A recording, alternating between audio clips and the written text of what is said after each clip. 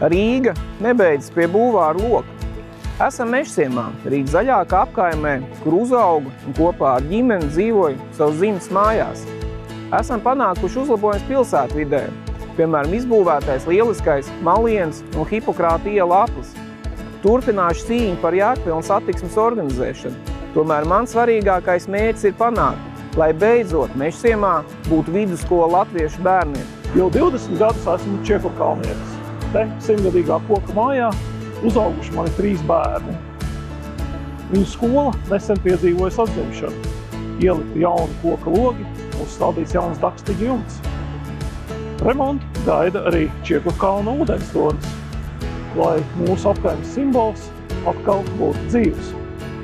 Veidojot labāku Čiekurkalnu, labāk top visa Rīga. Esmu Dārzciema iedzīvotājs kopš dzimšanas.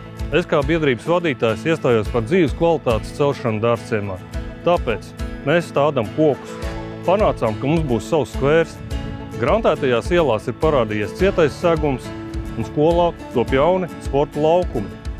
Veidojot labāku Dārzciemu, top labāka Rīga.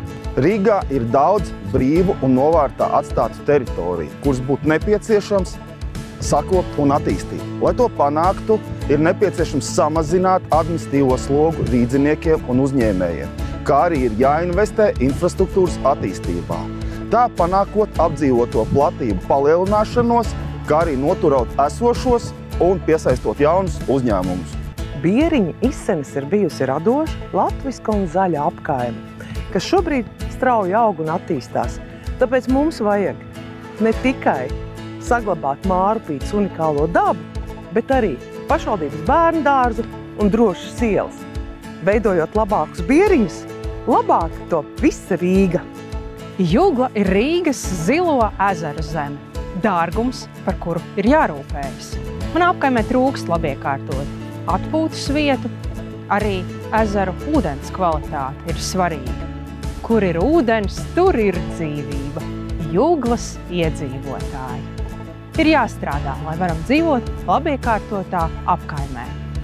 Veidojot labāku juglu, top labāka visa Rīga.